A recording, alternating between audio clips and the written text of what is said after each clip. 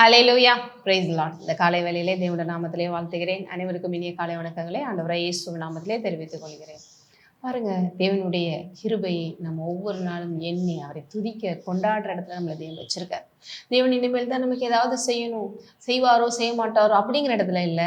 ஏற்கனவே நம்ம இந்த உலகத்துல வந்து பிறந்து என்ன நடக்க போகுதுன்னு தெரியறதுக்கு முன்னாலேயே நமக்காக அவர் வந்து பிறந்து மரித்து உயிர்த்து எல்லாத்தையும் செஞ்சு முடிச்சிட்டார். அதான் கிருபை. ஹல்லேலூயா.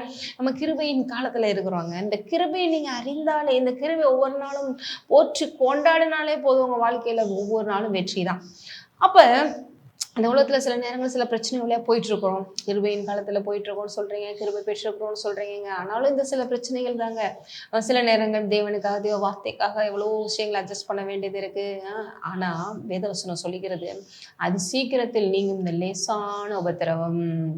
இது தேவன் உங்களுக்கு எனக்கும் சேர்த்து வச்ச அந்த கிருபையினால வந்த அந்த ஐஸ்வர்யத்திற்கு முன்னால, அந்த குளோரிக்கு முன்னால இது ஒரு பெரிய விஷயமே இல்லை. ஏன்னா தேவன் பாருங்க, நம்மளை ரட்சிக்கப்பட்டு நம்மளை தேவனுக்குள்ள கொண்டு வந்த பிறகு இந்த கிருபைன்னு சொல்றதுனால எப்படினாலும் வாழ்ற வாழ்க்கை கிடையாது. தேவனுக்குள்ள தேவனை போல நம்மளை கொஞ்சம் கொஞ்சமா என்ன பண்ணுது, மறுரூபப்படுத்திக்கிட்டே இருக்கு. இயேசுவை போல மாறிக்கிட்டே டே பை டே நம்மளை ரினியூவல் பண்ணிக்கிட்டே இருக்கு. அதுதான் ஆவியானவருடைய வேலை. அப்படி நம்ம ரினியூவல் ஆகும் பொழுது நமக்கு சில நேரங்கள்ல என்ன ஆகும், நம்மளுடைய சுயம் விட்டு கொடுக்க போகும்போது, சில விஷயங்களை தேவன் விடுன்னு சொல்லும் போது அது கொஞ்சம் பெயின்ஃபுல்லாக இருக்கும். இந்த உலகத்துக்கு ஒத்த விஷயம் தெரியாமல் நம்ம ஒரு தனி பாதையில் போகிற மாதிரி இருக்கும். ஏன்னா நம்மளுடைய பாதை ராஜ்ய பாதை, சூப்பர் நேச்சுரல் லைஃப் ஸ்டைல் இல்லையா. சில நேரங்கள் அது வந்து வித்தியாசமாக இருக்கும். சில நேரங்கள் மற்றவங்களுடைய பயமுறுத்துதல், அவங்களுடைய ஒரு ஏச்சு பேச்சுக்கள், அந்த மாதிரி எல்லாமே உலகத்துக்கு ஒத்து போகாத விஷயமா இருக்கிறதுனால சில நேரம் இந்த கிருபையில் இருந்தாலும் ஏதோ மிஸ் பண்ணுறோமோ, எப்படியோ போதும் வாழ்க்கை அப்படிங்கிற மாதிரிலாம் பயம் வந்துடுது. ஆனால் ஒன்றுக்கும் பயப்பட வேண்டாம். தேவன் அவரை போல மறுரூபப்படுத்தி இயேசுவை போல உங்களை மாற்றி எல்லாவற்றிலும் சூப்பர் நேச்சுரல் லைஃப் ஸ்டைலை எப்படி அவர் நமக்கு சிலுவையில் சேர்த்து வைத்து அதை ஒன்று விடாமல் நீங்கள் அனுபவிக்கணும்னு தான் அவர் விரும்புகிறாரு. அதனால தான் உங்களை இருதயத்தில் சிந்தையில் எல்லாத்தையும் பரிசுத்தப்படுத்துகிறாரு. உங்கள் லைஃப் அவருடைய அந்த பரலோகத்துக்கு ஏற்றபடி மாற்ற விரும்புகிறாரு.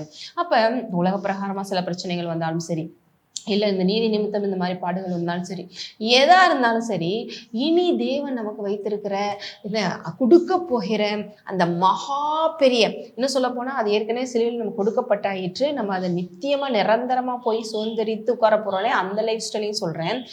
அதுக்கு முன்னாடி இது ஒன்றுமே இல்லை. நம்ம படுற இந்த பாடுகள் பிரச்சனைகள், தேவனுக்காக துயரப்படுறது துன்பப்படுறது, அதெல்லாம் பாக்கியம் என்று சொல்லப்படுகிறது. அதில் குறிப்பாக பார்த்தீங்கன்னா ரோமர் 8:18 பாருங்க, இக்காலத்து பாடுகள் இனி நம்மிடத்தில் வெளிப்படும் மகிமைக்கு ஒப்பிடத்தக்கவைகள் அல்லவென்று எண்ணுகிறேன். அதுக்கு முன்னால் என்ன சொல்றாரு பவுல், நாம் தேவனுடைய பிள்ளைகளா இருக்கிறோம் அப்படின்னா சுதந்திரரும் ஆமே, நாம் கிறிஸ்துவுக்கு உடன் சுதந்திர, தேவனுக்கு சுதந்திரம். ஆகவே அவருடைய எல்லாம் நம்மளுடையது. அவ்வளோ ஒரு குளோரியஸான தேவனோடு சேர்ந்த ஆளுங்க இடத்துல நம்மளை வச்சு அந்த இடத்துல நம்மளை முழுமையா இயேசுவை போல மாற்றி உட்கார வைக்க, அப்படியான ஒரு பெரிய ஒரு மகா பரிசுத்த வாழ்க்கைக்கு நம்மளை அழைச்சிருக்கிறாரு. நம்மளை அந்த உலகத்திற்கு உப்பா ஒளியா இருக்கும்படி அழைச்சிருக்கிறாரு. அந்த ப்ராசஸ்ல நம்ம போயிட்டு இருக்கிறோம். அதுக்காக நடுவில் பாடுற இந்த சில விஷயங்கள், சுவிசேஷத்திற்கு எதிராக வர்ற தடைகள், இல்லை உங்க மனதில் ஏற்படுகிற போராட்டங்கள், விசுவாச பரீட்சைகள் எதுவும் ஒரு பெரிய விஷயமே இல்லை. இதெல்லாம் நீ வெளிப்பட போகிற அந்த மகிமைக்கு ஒப்பானவே இல்லை. இயேசு பார்த்தீங்கன்னா இந்த உலகத்துல தெய்வ சித்தத்தின்படி விட்டு கொடுத்து வாழ்ந்தாரு.